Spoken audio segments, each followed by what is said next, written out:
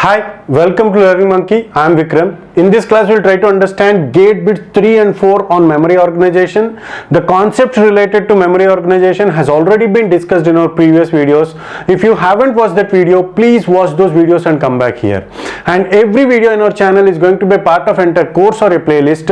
Our suggestion is to follow the entire course so that you can have better understanding of the concepts. And the link for the playlist is provided in the description below. Now coming to this class, let's solve this bit which was asked in GATE 1999 and it was asked for a 1 mark question.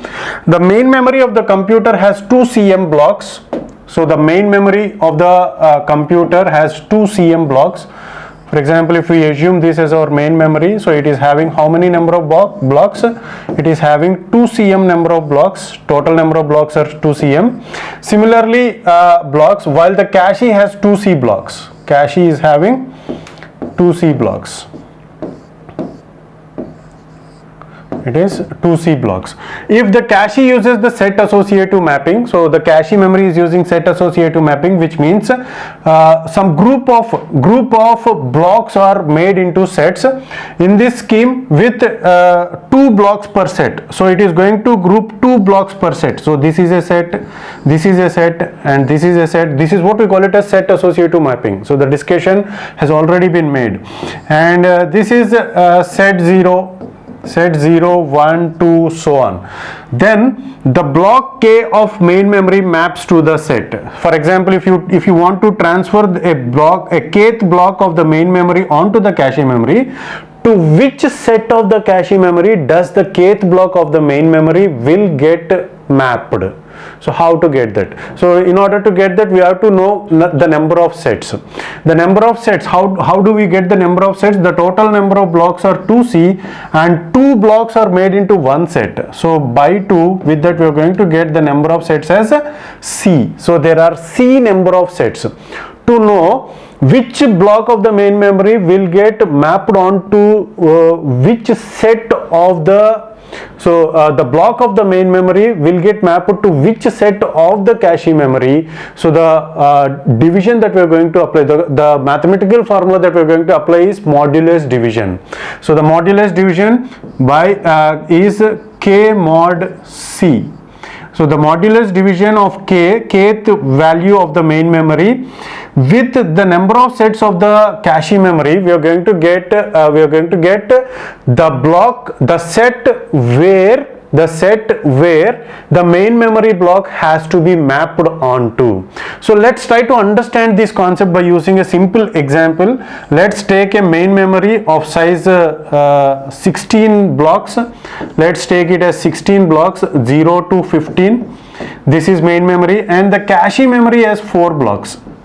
Let's take them as very simple cache memory, 4 blocks.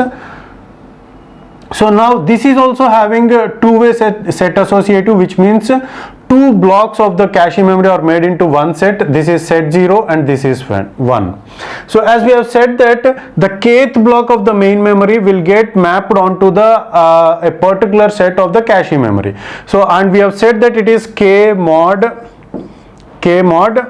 c. C is number of sets. How many number of sets do we have? We have 2 sets, set 0 and set 1, and each set is having 2 blocks. So k mod c. For example, if you take 8th block of the main memory, where it will get mapped to?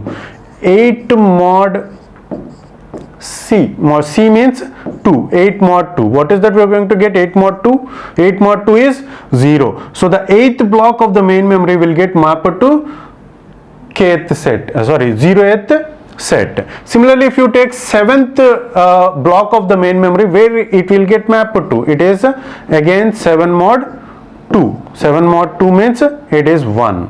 So 7th block of the main memory will get mapped to first set number 1 of the cache memory. This is how the mapping will happen. So by getting the number of sets, we can get the remainder within those set numbers. That logic is used. So why we are going to do modulus division? Modulus division by a number, we are going to get the remainder within those numbers. For example, if it is c is equal to 2, so what are the possible reminders? It is 0 and 1. 0 and 1. If c is equal to 5, 5, c is equal to 5. What are the possible remainders? 0, 1, 2, 3, 4. You take any number in the place of k. So that logic is applied. Because we should not cross the number of sets, as we are having 5 sets, we should be among those sets only. 0th set or first set or second set or fourth set or fifth set. If you get 6th set which is not there, so it is of no use. So the mathematical formula that is used to get the mapping of the kth main memory onto the set of the cache memory, it is k mod c. C is number of sets and k is the block of the main memory, the block number of the main memory. So it is k mod c. Coming to our fourth bit, so what it is? And this is the bit which was asked in GATE 2001, and it is also asked for 1 mark question, asked as 1 mark question. More than one word are put in one cache block 2. So what we are discussing is more than one word. So more than one word, we are going to group some number of words, and whenever we want to transfer a word, we are going to transfer that entire block onto the cache memory. Why we are using that?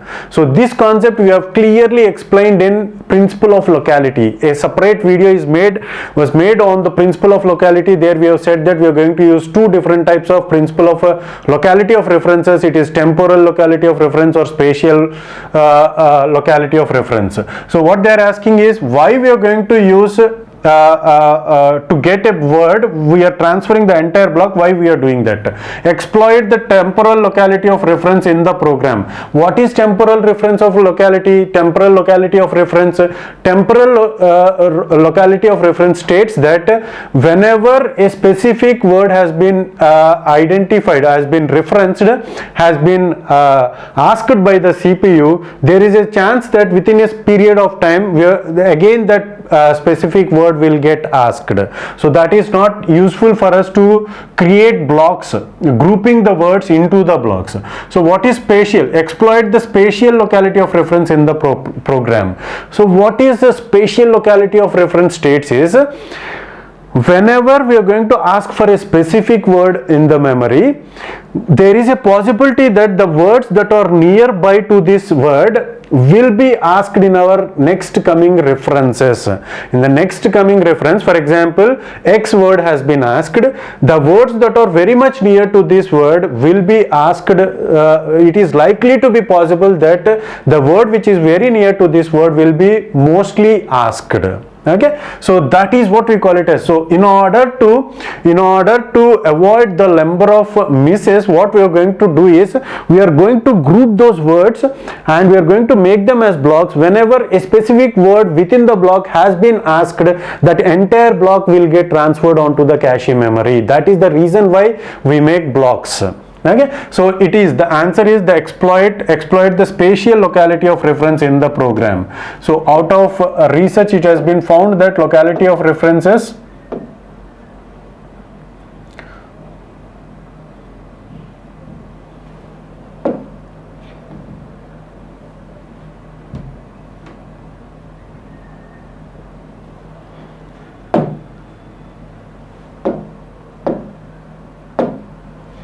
okay, so it has been found that, so the concept of locality reference has already been discussed in our previous videos. So the right option is B is the right option. So in order to exploit the spatial locality of reference, words are grouped into blocks. Hope you got the clarity on this concept. Thanks for watching. If you haven't subscribed to our channel, please subscribe to our channel and press bell icon for the latest updates. And if you have any doubts regarding these concepts, please post your doubts in the comment section below. And if you feel that this video is helpful to you, please give us a like symbol and please share this video with your friends so that they will also get benefited. Thanks for watching.